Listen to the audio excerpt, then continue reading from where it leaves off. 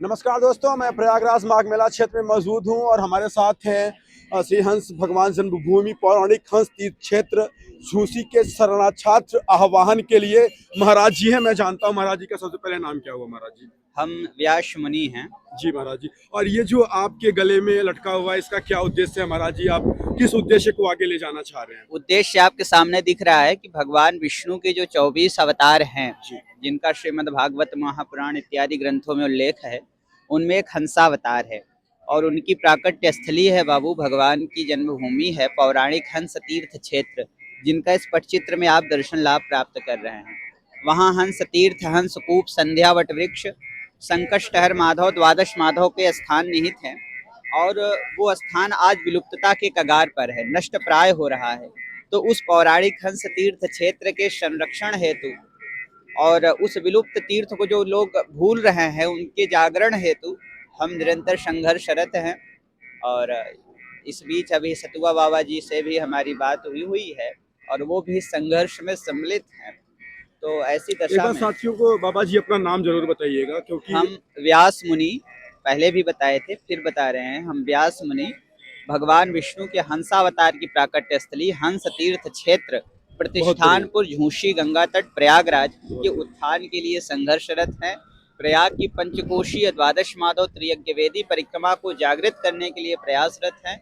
अपने सनातन मान बिंदुओं के उत्थान के लिए, उनके संरक्षण संवर्धन हेतु सतत संघर्षरत हैं। और एक महत्वपूर्ण बात कि आज आप सभी को हम इस पौष शुक्ल पक्ष की पूर्णिमा पर, माघी स्नान की पूर्णिमा पर भगवती गंगा के इस गोद से सबको बहुत सारी शुभकामनाएं देते हैं। बहुत बढ़िया महाराज जी, अच्छा लगा। चलते चलते एक बार श्रद्धालुओं के लिए कुछ संदेश देना चाहें। यहाँ से आपने स्नान के लिए आह्वान किया, एक बार कुछ सुखद संदेश जब श्रद्धालु आए तो उसका ध्यान रखें यहाँ पर।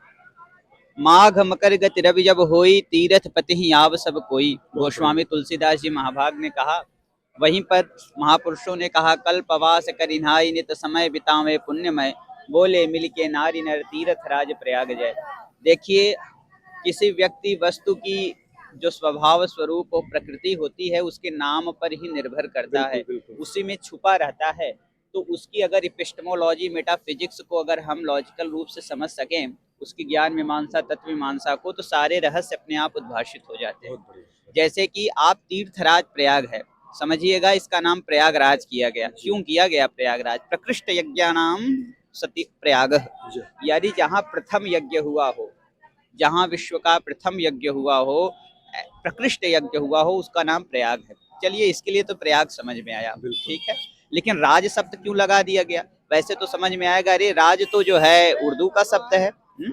नहीं, राज इसलिए लग गया क्योंकि ये तीर्थों का राजा है। हाँ, यहाँ समस्त तीर्थ निवास करते हैं, तो तीर्थराज होने के कारण ये प्रयागराज पड़ा।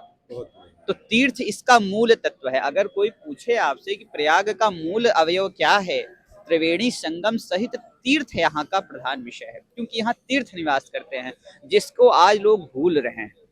देखो बेटा, शास्त्र हमारे स्पष्ट कहते हैं कि सर्वप्रथम तीर्थ जल में स्नान करिए, यानी त्रिवेणी का स्नान करिए, गंगा यमुना का स्नान करिए, और फिर तीर्थ की परिक्रमा करिए, यानी यहाँ की जो पंचकोशीय है, द्वादश माधव की परिक्रमा है, उसको आप करिए। परंपरा जो यही रही है, आज से हम लगभग 2 दशक पहले तक चले, जब हमारे धर्म सम्राट स्वामी करपात्री जी महाभाग शरीर में थे, हमारे पूर्वाचार्य निरंजन देव तीर्थ सहित देवराहा बाबा, ब्रह्मर्षि देवराहा बाबा, पूज्यपाद प्रभुदत्त ब्रह्मचारी जी सरीखे जब तपस्वी यहाँ थे, तो ये सारे नियम का अवलंबन किया जाता था। कोई आज की चीज हम नहीं कह रहे हैं। अगर आप तीर्थांक जो गीता प्रेस गोरखपुर से प्रकाशित है, उसमें आज भी इन सब चीजों का वर्णन है।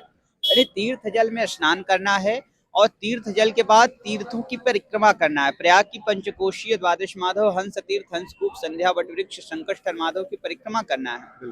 और तीसरा व्रत करना है। व्रत यानी तपश्चर्या, देखने का विषय है, ध्यान करने का। व्रत वो है जिसमें विधि निषेध का पालन करना है। कब भोजन ग्रहण करना है, कब नहीं ग्रहण करना है, भक्षा भक्ष नहीं ग्रहण करना है, जहां मिला वहीं पूछना शुरू कर दिए, नहीं। या इसको पिकनिक नहीं बनाना है, इसे पर्यटन का केंद्र नहीं बनाना है। ये तपह स्थली है। तपह स्थली को भोग स्थली के रूप में परिणित नहीं होने देना है। न साधु महात्मा हो और न अन्यों को प्रेरित करें, तो यह तपह स्थली रहे, इसलिए व्रत। तो सबसे पहले तीर्थ जल में स्नान हुआ त्रिवेणी का, फिर यहाँ की पंचकोशी परिक्रमा हुई, साथ में व्रत हुआ यानी विधि निषेध का अनुपालन हुआ। और चौथा जो महत्वपूर्ण तत्व आप देखते हैं, तो चौथा महत्वपूर्ण तत्व है यहाँ पर ब्राह्मण भोजन। ब्राह्मण भोजन इसलिए ऐसे ब्राह्मण से संबंधित है जो न सिर्फ जन्मना अपितु कर्मणा भी ब्राह्मणोचित गुणशील से संपन्न हो, जो शिखा सूत्र अग्निहोत्री हो। क्योंकि जिस प्रकार आप अग्नि में घी इत्यादि का आहुति देते हैं तो संबंधित देवता तक पहुंचता है, बहुत बढ़िया उसी महाराज। प्रकार उस योग्य ब्राह्मण जिसके अंदर तपश्चर्या निहित है, जो त्रिकाल संध्या में निष्ठा रखता है, त्रिकाल संध्या करता है, ऐसे ब्राह्मण का सानिध्य ग्रहण करके उसको जब भोजन इस तीर्थ में भोजन पवाते हैं, वो ब्राह्मण ऐसा नहीं होता है कि जो चलते फिरते जहां मिल जाए 10 रुपए की दक्षिणा के लिए खाता शुरू कर दे। जैसे कि वर्तमान स्वरूप हो गया कि कोई भी व्यक्ति स्वरूप को बना करके ये प्रकार की क्रियाएं करता हुआ पाया जाता है, तो उसके अंदर जो तपश्चर्या होता है, ऐसा कोई एक भी ब्राह्मण आपको मिल जाए उसको आप विधिवत भोजन प्रसाद ग्रहण कराते हैं तो समझिए भगवान नारायण पुष्ट हो रहे हैं, नारायण तुष्ट हो रहे हैं।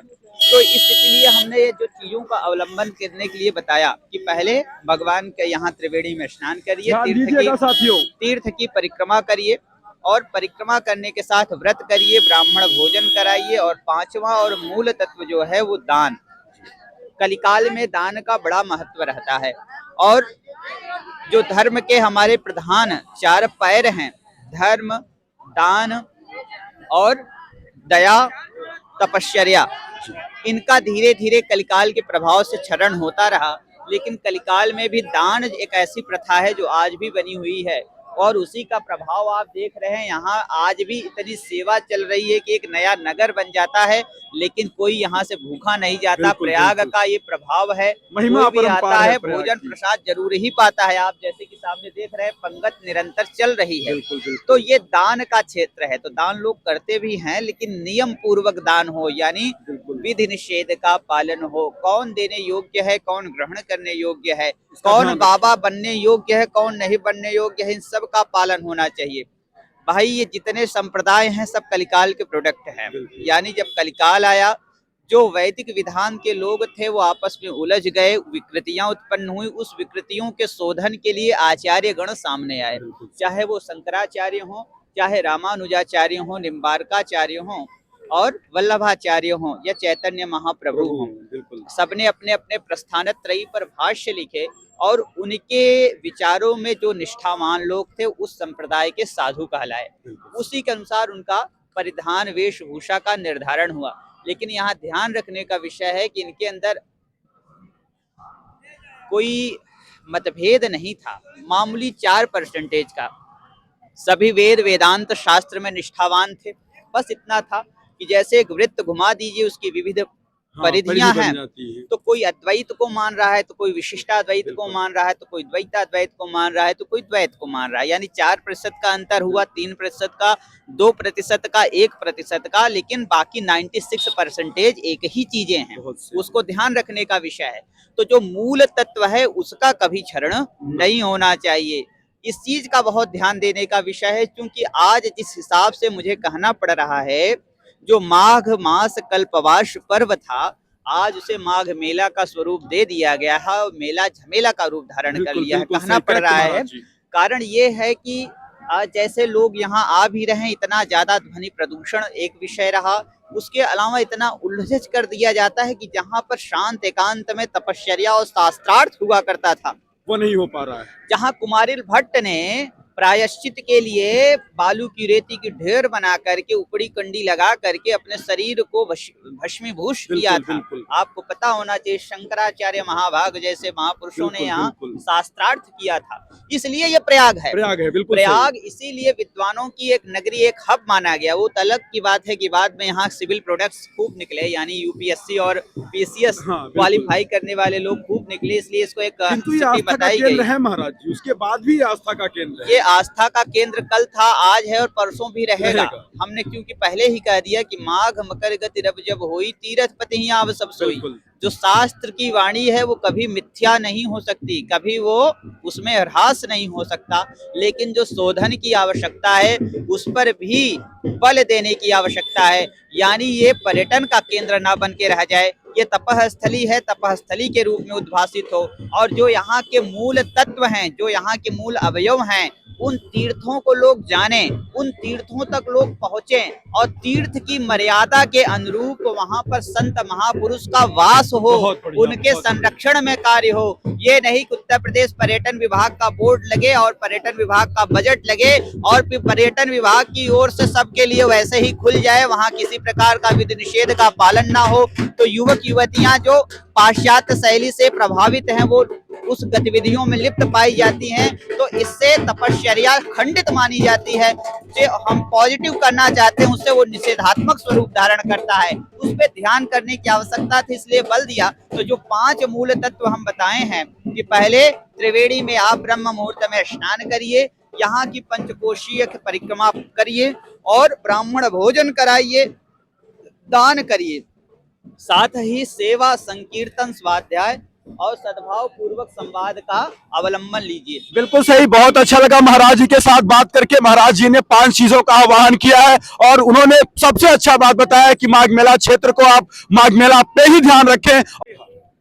दोस्तों, माघ महोत्सव में महाराज जी ने बहुत अच्छा संदेश दिया है। सभी श्रद्धालुओं से निवेदन है कि आप इसका विशेष ध्यान रखेंगे। आप सभी चैनल को ज्यादा से ज्यादा सब्सक्राइब करें। धन्यवाद।